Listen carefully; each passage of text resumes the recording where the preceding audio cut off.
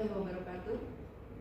Yang saya hormati seluruh kepala sekolah SMA dan SMK jajaran Kota Yogyakarta beserta guru dan staf yang saya cintai dan saya banggakan, seluruh siswa-siswi SMU dan SMK wilayah Kota Yogyakarta. Berbahagia sekali pada kesempatan kali ini. Perkenalkan, saya Kasat Binmas Polresta Yogyakarta, Kompol Leonisha, ingin menyampaikan materi tentang penanggulangan kenakalan remaja. Pertama-tama mari kita pengertian tentang kenakalan remaja. Yang pertama adalah menurut Kamus Besar Bahasa Indonesia, kenakalan remaja adalah perilaku remaja yang menyalahi aturan sosial di lingkungan masyarakat tertentu.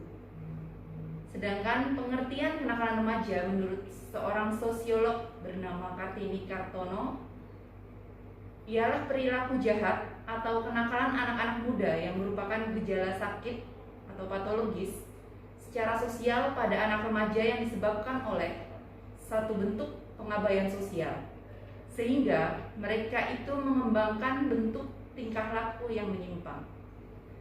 Dari pengertian-pengertian ini kita bisa pahami bahwa kenakalan remaja menurut dalam konsep psikologi yang dijelaskan oleh seorang tokoh bernama Elizabeth B. Hurlock, seorang ahli psikologi perkembangan, menyatakan secara psikologis remaja adalah usia di mana individu berinteraksi dengan masyarakat dewasa, atau usia di mana anak tidak lagi merasa di bawah ikatan orang-orang yang lebih tua, melainkan dalam tingkatan yang sama, sekurang-kurangnya dalam masyarakat. Perlu kita garis bawahi di sini, remaja masuk dalam sebuah rentang kehidupan di mana ada masa peralihan antara anak dan dewasa, sehingga remaja merasa masih mencari jati diri, masih mencari pengakuan akan menjadi apa mereka nanti. Setelah memahami pengertian dari kenakalan remaja tadi, kita juga perlu mengetahui apa saja faktor penyebab terjadinya kenakalan remaja. Karena apa? Dengan kita mengetahui faktor-faktor yang ada, kita dapat selanjutnya menganalisa untuk selanjutnya dapat mencari solusi dari pemecahan masalah tersebut. Jadi faktor-faktor yang menyebabkan terjadinya kenakalan remaja itu ada, saya bagi menjadi 3, yaitu faktor internal, faktor eksternal, serta faktor lainnya. Faktor internal itu sendiri, yang pertama, krisis identitas. Perubahan biologis dan sosiologis pada diri remaja memungkinkan terjadinya 2 bentuk integrasi. Yang pertama, terbentuknya perasaan akan konsistensi dalam kehidupannya. Yang kedua, tercapainya identitas peran. Kenakalan remaja terjadi karena remaja gagal mencapai masa integrasi yang kedua, yaitu mencapai identitas peran sebagai apa seorang remaja tersebut. Kemudian faktor internal yang kedua adalah kontrol diri yang lemah. Remaja yang tidak bisa mempelajari dan membedakan tingkah laku yang dapat diterima dengan yang tidak dapat diterima akan terseret pada perilaku dalam tanda kutip nakal. Begitupun bagi mereka yang telah mengetahui perbedaan 2 tingkah laku tersebut, namun tidak bisa mengembangkan kontrol diri untuk bertingkah laku sesuai dengan pengetahuannya. Mungkin di sini istilah-istilah ini agak sulit dipahami, tapi ini untuk pemahaman bahwa faktor internal di dalam diri, di dalam karakter dari remaja itu sendiri perlu dipahami. Bagaimana mereka merasa, perasaan dari dalam diri mereka juga perlu dipahami oleh orang sekitar. Kemudian yang kedua tadi adalah faktor eksternal. Faktor eksternal di sini termasuk juga faktor keluarga. Ada anak yang broken home dari perceraian orang tua, tidak ada komunikasi yang baik antara anggota keluarga, atau perselisihan antara anggota keluarga. Ini bisa memicu perilaku negatif pada remaja. Pendidikan yang salah ini, maksudnya pendidikan yang salah dalam hal keluarga, seperti terlalu memanjakan anak, tidak memberikan pendidikan agama atau kurang memberikan pendidikan agama, penolakan terhadap eksistensi anak bisa menjadi penyebab terjadinya kenakalan remaja. Yang dimaksud penolakan terhadap eksistensi anak ini mungkin ketika orang tua kurang memberikan apresiasi pada anak atas apa yang telah anak itu lakukan. Kemudian yang kedua, faktor eksternalnya, pengaruh kawan sepermainan yang kurang baik. Sebagai orang tua, sepatutnya harus memperhatikan bagaimana pergaulan dari anak kita. Apakah mereka berkawan dengan orang-orang yang membawa perilaku positif atau perilaku negatif, sehingga hal tersebut sering juga menjadi pemicu atau faktor penyebab kenakalan remaja. Yang ketiga, faktor eksternal dari komunitas atau lingkungan tempat tinggal yang kurang baik. Bisa jadi dia tinggal di kawasan atau lingkungan yang kurang mendukung, misalnya tidak ada suasana yang bisa membawa pengaruh positif terhadap anak tersebut. Yang ingin saya perjelas di sini, khususnya situasi di kota Yogyakarta, maraknya geng-geng sekolah ataupun geng-geng anak remaja yang seringkali memiliki konotasi yang negatif, itu juga merupakan faktor eksternal terjadinya kenakalan remaja. Kenapa saya sebut begitu? Karena ketika seorang anak tidak mendapatkan perhatian yang cukup dari orang tua atau dari orang terdekat, maka yang dicari adalah kawan sepermainan atau kawan yang ada di sekolah. Ketika dia sedang ingin mengekspresikan apa yang dia ingin ungkapkan yang tidak didapat dari orang tuanya, maka dia bisa terjerumus ke pergaulan teman-teman yang membentuk geng-geng sekolah yang memang di sini geng sekolah itu tidak baik dan tidak tidak ada hal-hal positif. Kalau misalnya kita ingin mencari hal positif, tentu banyak seperti kegiatan-kegiatan seni ataupun olahraga. Namun untuk geng-geng sekolah kebanyakan mereka melakukan pengerusakan atau mereka mengganggu ketertiban lingkungan sosial, berkelahi, dan itu membawa hal-hal yang negatif bagi anak tersebut. Kemudian juga ada komunitas. Ya, geng itu merupakan komunitas yang menyebut diri mereka solid dan kompak, tapi harus anak-anak sadari bahwa tidak selamanya yang solid dan kompak itu perlu kita ikuti, terutama yang memiliki kredibilitas yang tidak baik. Tolong tumbuhkan lagi kesadaran dalam diri anak-anak sekalian untuk menjauhi komunitas ataupun geng-geng yang ada di sekolah. Mohon maaf sebelumnya, tadi saya tidak bermaksud menyampaikan bahwa di setiap sekolah itu ada terbentuk geng, namun seperti yang telah saya sebutkan tadi, bahwa anak-anak yang tergabung dalam sebuah kelompok atau suatu komunitas itu mereka memang anak-anak yang kelebihan energi, bisa kita katakan kelebihan energi, sehingga perlu menyalurkan energi tersebut menjadi ke hal-hal yang negatif. Jadi mungkin terbentuknya komunitas tersebut juga di luar pengetahuan dari sekolah, sehingga ini membawa kita ke faktor selanjutnya, yaitu faktor lainnya itu lebih banyak ke reaksi frustasi diri dari remaja tersebut, gangguan berpikir dan intelijensia pada diri remaja. Biasanya ini terjadi ketika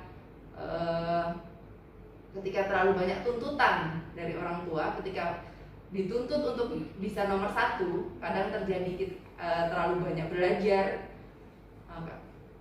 Seperti kita ketahui bersama bahwa sesuatu yang berlebihan itu bisa mengakibatkan hal yang tidak baik. Kemudian kurangnya kasih sayang orang tua atau keluarga.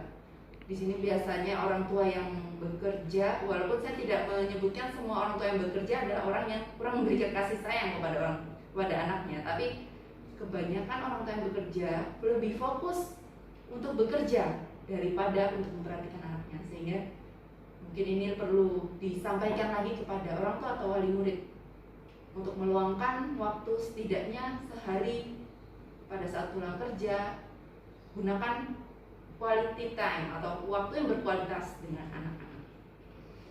Kemudian kurangnya pengawasan diri dari orang tua atau guru. Di sini saya juga tidak mengatakan bahwa di pengawasan di sekolah-sekolah sangat kurang, tapi memang ada kalanya sekolah atau orang tua itu kecolongan sehingga terjadi tidak menyadari bahwa anaknya ada kenakalan remaja pada anaknya itu. Kemudian dampak negatif dari perkembangan teknologi modern. Seperti kita ketahui bersama, teknologi modern di sini membawa kita pada era media sosial. Media sosial ini sangat amat berperan bagi perkembangan anak. Kita bisa tahu bersama semua berita, baik itu hoax ataupun yang fakta atau hoax, kita semua tercampur menjadi satu dalam media sosial yang kadang anak-anak itu menerimanya mentah-mentah dan menganggap bahwa itu adalah hal yang benar semua. Jadi mereka merasa ingin meniru tindakan yang ada dalam media sosial itu. Kemudian dasar-dasar agama yang kurang.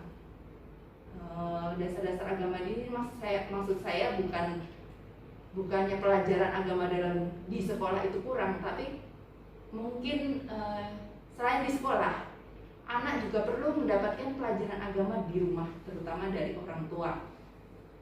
Misalnya mengawasi, kalau di agama Islam, mengawasi apakah anaknya sholat 5 waktu, bisa mengaji atau membaca Al-Quran. Itu cukup untuk bisa setidaknya menambah pendidikan agama yang bisa mengacu kepada perilaku anak. Kemudian tidak adanya media penyalur bakat atau hobi. Jadi kadang anak merasa saya menyenangi ini, tapi mungkin orang tua tidak suka. Misalnya ini ya, ada anak yang suka main game. Kita tidak tahu sebenarnya anak itu sedang berpikir ingin menjadi seorang desainer game. Itu bisa saja terjadi, tapi kadang orang tua atau orang di sekitarnya tuh mengabaikan keinginan anak tersebut. Kemudian faktor yang lain adalah masalah yang dipendam. Ketika ada masalah, kebanyakan anak-anak mungkin sulit untuk menceritakan kepada orang lain atau kepada orang yang tidak dia percaya, sehingga masalah itu dia pendam dan dia tidak menceritakan. Masalah yang dipendam terlalu lama dan tidak diceritakan bisa menimbulkan perilaku-perilaku anak tersebut menjadi menyimpang. Kemudian yang terakhir, bosan terhadap kegiatan tertentu. Nah, di masa pandemi ini anak-anak sekolah dipaksa untuk melaksanakan pembelajaran secara online, sehingga kegiatan tersebut tentu membuat anak menjadi bosan. Dia tidak berinteraksi dengan kawan, dia tidak istilahnya dia hanya di dalam rumah, tidak keluar, tidak tidak berkegiatan yang keluar gitu, sehingga dia merasa bosan dan akhirnya mencari kegiatan yang negatif. Bapak, Ibu guru dan anak-anak yang berbahagia, berikutnya tentang bentuk-bentuk kenakalan remaja. Ada beberapa macam bentuk kenakalan remaja yang bisa kita ketahui bersama, yaitu yang pertama penyalahgunaan narkoba, kemudian yang kedua perilaku seksual sebelum menikah atau seks bebas. Ini biasanya pengaruh dari media sosial yang ketika ataupun sinetron-sinetron yang sudah kadang terlalu vulgar sehingga menyebabkan anak-anak itu menjadi ingin melakukan hal yang belum pantas mereka lakukan. Kemudian perkelahian atau tawuran antar pelajar. Ini biasanya terjadi ketika yaitu saya sebut tadi, anak-anak itu kelebihan energi bergabung dalam sebuah komunitas.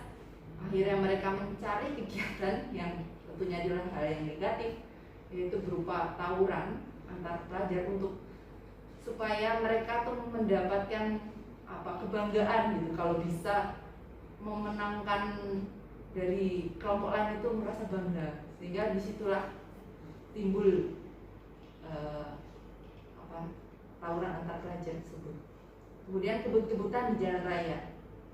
ini juga merupakan hal yang patut kita menjadi perhatian kita bersama, terutama bagi anak-anak yang belum boleh memiliki SIM. Ini sangat rawan ketika mereka belum boleh memiliki SIM, tapi mereka diperbolehkan menggunakan kendaraan bermotor oleh orang tuanya.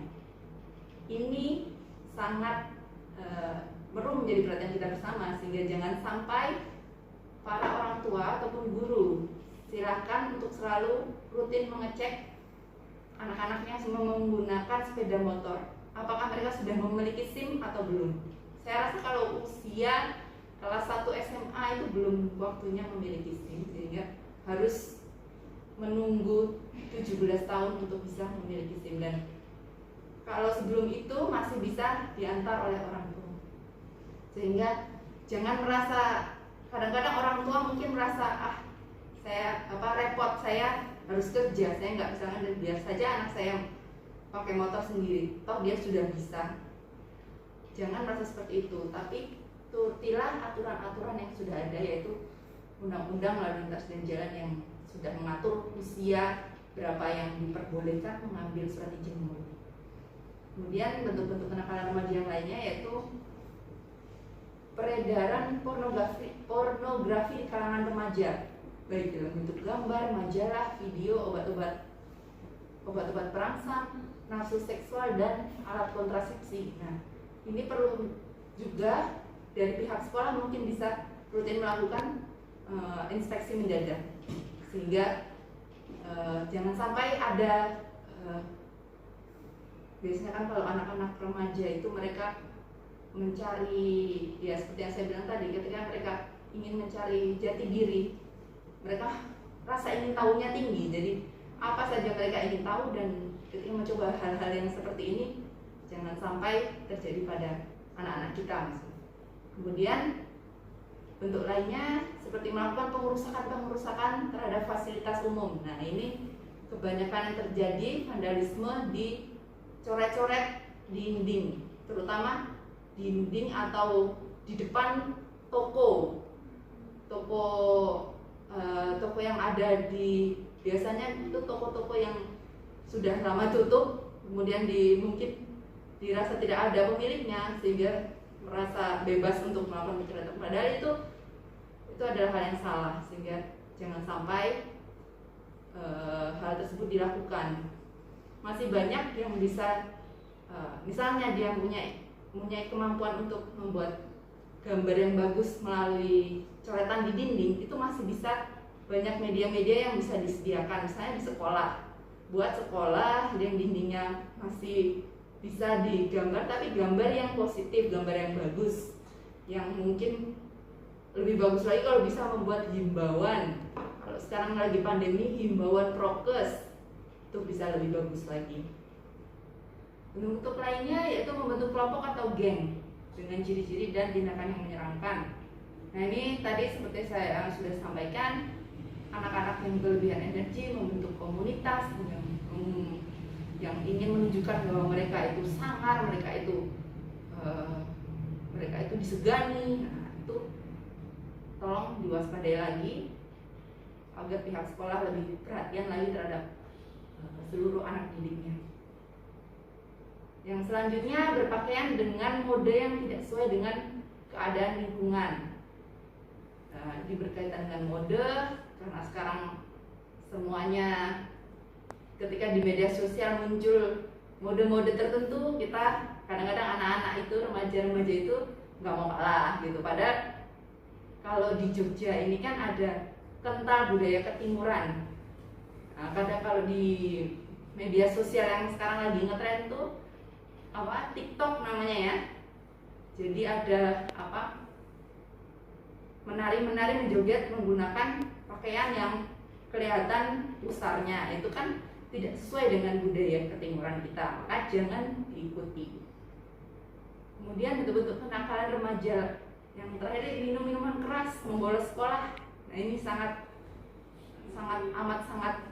jangan sampai terjadi di kota Yogyakarta, sehingga kita ini kan, kota Yogyakarta ini kan kota pelajar, kota budaya, sehingga jangan sampai kita membuat predikat tersebut pelan-pelan memudar hanya karena anak-anak sekolahnya banyak yang melakukan kenakalan remaja.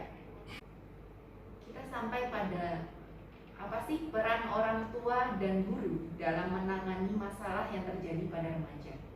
Di sini saya ingin menekankan kepada peran orang tua. Peran orang tua dari anak atau siswa itu menanamkan pola asuh yang baik pada anak sejak dini. Dari sejak kecil sudah mulai ditanamkan pola asuh yang baik. Jadi jangan misalnya di waktu umurnya masih di bawah 7 tahun jangan melakukan sebenarnya di semua umur ya, jangan melakukan kekerasan pada anak, itu sangat amat tidak dibenarkan. Itu pola asuh yang salah. Kemudian yang kedua, membekali anak dengan dasar moral dan agama. Di setiap wilayah biasanya di setiap desa atau kampung biasanya ada musola atau masjid yang menyediakan bukan menyediakan atau mengadakan yang namanya TPA. Biasanya tempat di mana berkumpulnya sore hari anak-anak untuk mengaji. Dimulai dari situ, hal sekecil itu anak kita diikut sertakan ke situ itu sudah membekali anak dengan dasar moral dan agama, karena di sana akan otomatis belajar agama sehingga bekal anak itu di sekolah lebih dalam lagi tentang agama. Kemudian yang ketiga, mengerti komunikasi yang baik dan efektif antara orang tua dan anak. Nah, komunikasi antara orang tua dan anak ini penting.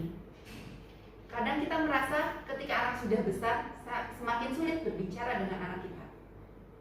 Nah, itu jangan sampai terjadi. Sehingga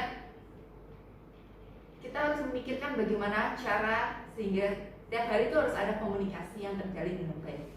Apakah itu di saat makan, apakah itu kita harus tahu, kita harus paham kapan anak kita bisa mendengarkan kita dengan baik untuk menyampaikan hal-hal yang perlu disampaikan. Karena pendidikan pertama dari anak itu adalah dari orang tua, sehingga bagi orang tua harus menyadari dengan baik bagaimana bisa memberikan pendidikan yang baik bagi anaknya. Kemudian menjalin kerjasama yang baik dengan guru. Biasanya di sekolah-sekolah itu ada grup orang tua atau wali murid. Nah, ketika ada itu harus sebisa mungkin selalu koordinasi dengan guru atau wali murid terkait dengan perkembangan anak, sehingga jangan sampai adanya kecolongan atau tidak tahu ketika anaknya tiba-tiba terlibat dalam suatu hal yang negatif. Yang terakhir, menjadi tokoh panutan bagi anak, baik dalam perilaku maupun dalam hal menjaga lingkungan yang sehat. Sebagai pribadi, insan manusia, tentunya semakin hari kita harus berkeinginan untuk menjadi manusia yang lebih baik lagi. Itu karena apa? Karena kita merupakan panutan bagi anak-anak kita. Sehingga tanamkan bahwa untuk menjadi lebih baik adalah untuk anak kita juga untuk menjadi lebih baik lagi. Selain orang tua, guru juga memiliki peran yang penting dalam hal penanggulangan kenakalan remaja ini, yaitu bagaimana caranya dengan cara bersahabat dengan siswa. Di sini mungkin sudah banyak guru-guru yang bisa menyesuaikan dengan siswanya gitu. Jadi ada ya, kalau dibilang gurunya gaul gitu, jadi bisa mengerti apa keinginan siswanya sehingga bisa memfasilitasi dan selalu memberikan perhatian kepada siswa. Kemudian menciptakan kondisi sekolah yang nyaman, yaitu ya bukan berarti kondisi sekolah yang nyaman adalah mengurangi peraturan-peraturan, tapi buat bagaimana aturan tersebut bisa nyaman dijalani oleh siswa-siswa. Kemudian memberikan keleluasaan siswa untuk mengekspresikan diri pada kegiatan ekstrakurikuler. Meskipun sekarang di masa pandemi ini pembelajaran online mungkin akan sangat berkurang sekali kegiatan ekstrakurikuler. Namun tidak ada salahnya untuk para guru mencari inovasi baru agar bagaimana caranya kegiatan ekstrakurikuler bisa tetap berjalan walaupun pembelajarannya melalui online. Kemudian menyediakan sarana dan prasarana bermain, kesenian, budaya, dan olahraga. Ini yang seperti tadi saya bilang tadi, untuk menyalurkan energi-energi yang lebih dari seorang anak itu salurkan ke arah yang tepat, kepada sarana dan prasarana yang tepat, bidang kesenian, kebudayaan, dan olahraga. Ini saya rasa sekolah bisa ya memfasilitasi. Kemudian meningkatkan peran dan pemberdayaan guru BP atau wakak kesiswaan. Ini saya rasa sudah berjalan. Setiap guru wakak kesiswaan itu sangat memperhatikan masing-masing anak didiknya. Jadi yang diharapkan bisa menerima curhatan-curhatan dari anak didiknya, sehingga bisa memahami dan sampai ada anak didik yang merasa bahwa dia tidak didengarkan gitu. Bapak Ibu guru dan anak-anakku yang berbahagia, tibalah pada kesimpulan, atau dalam halnya di sini saya ingin menyampaikan juga upaya penanggulangan kenakalan remaja yang telah dilaksanakan oleh kepolisian, yaitu upaya-upaya preventif yang dilakukan oleh personil dari kepolisian, terutama dari Satuan Pembinaan Masyarakat atau Satbinmas, yaitu Satbinmas dan Satsabara melaksanakan patroli di tempat-tempat rawan kenakalan remaja, melakukan penyuluhan-penyuluhan ke sekolah. Saya yakin ini sudah dulu ya, walaupun sekarang sangat dibatasi kegiatan untuk kerumunan dan memberikan penyuluhan, namun seperti sekarang ini secara tidak langsung saya melakukan penyuluhan kepada Bapak Ibu dan anak-anak semua, sehingga kemudian yang upaya yang selanjutnya penempatan Babin Kamtibmas. Saya yakin di sekolah-sekolah semuanya sudah tahu siapa babin yang ada di situ dan sudah kenal. Kemudian koordinasi dengan pihak terkait, ya ini yaitu dalam hal Balai Bikmen atau Komisi Perlindungan Anak. Kemudian ada juga himbauan Kamtibmas kepada masyarakat. Kenapa di sini saya sebut himbauan Kamtibmas kepada masyarakat, yaitu jangan sampai masyarakat itu menjadi penyebab atau tidak mengetahui adanya kenakalan remaja yang ada di wilayahnya, sehingga kita selalu mengingatkan juga kepada masyarakat sekitar untuk peduli terhadap adanya remaja-remaja yang di wilayah mereka. Di sini juga ada upaya represif, yaitu pada saat ada kejadian terkait dengan kenakalan remaja, yaitu pengrusakan atau penganiayaan, itu lebih banyak, terutama kalau pelakunya adalah anak di bawah umur, lebih banyak diselesaikan secara kekeluargaan. Dikarenakan program Kapolri saat ini yaitu presisi, kita mengutamakan restoratif justice, sehingga penyelesaian semua perkara diutamakan adalah dengan kekeluargaan. Terutama jika anak di bawah umur, mereka terlindungi oleh undang-undang perlindungan anak, sehingga mereka belum bisa berhadapan dengan hukum, atau mereka walaupun ada pembinaan yang telah dilakukan namun belum bisa diperkarakan. Untuk hal tersebut juga kita kerjasama dengan Komisi Perlindungan Anak, dan seperti dinas sosial atau untuk rehabilitasi pada kasus-kasus narkoba, rehabilitasi juga diperlukan. Untuk itu saya ingin mengingatkan sekali lagi kepada bahwa kenakalan remaja ini adalah tanggung jawab kita semua, tidak hanya individu dan remaja itu sendiri, tapi orang di sekitarnya seperti orang tua, guru, dan masyarakat sekitar. Semuanya mampu berperan untuk meminimalisir terjadinya kejadian tentang kenakalan remaja. Oleh karena itu, saya menghimbau pada seluruh guru dan seluruh anak-anakku, siswa SMA dan SMK di seluruh Yogyakarta, mari tumbuhkan kesadaran diri kita. Menjadi benar itu keren, menjadi benar taat peraturan itu keren, bukan so idealis ya. So idealis itu ketika orang mengatakan kamu so idealis, jangan merasa kemudian terus Anda jadi tidak mau melakukan hal tersebut. Namun tunjukkanlah bahwa diri Anda itu berbeda. Diri Anda bisa menjadi apapun yang Anda inginkan. Sehingga kejarlah cita-cita Anda dengan hal yang positif. Jangan melakukan hal-hal yang negatif yang bisa mempermalukan nama sekolah dan nama keluarga. Di sini saya, Kompol Leonisha, mengakhiri arahan saya. Semoga apa yang saya sampaikan bisa menjadi bermanfaat dan menjadi renungan bagi kita semua untuk menyadari bahwa kenakalan remaja itu bisa dicegah dan dari sedini mungkin, sehingga dengan tidak adanya kenakalan remaja, kota Yogyakarta bisa menjadi lebih maju dan lebih hebat dalam hal kota pelajar dan kota budaya. Terima kasih atas segala perhatian. Mohon maaf jika ada kekurangan. Wassalamualaikum warahmatullahi wabarakatuh.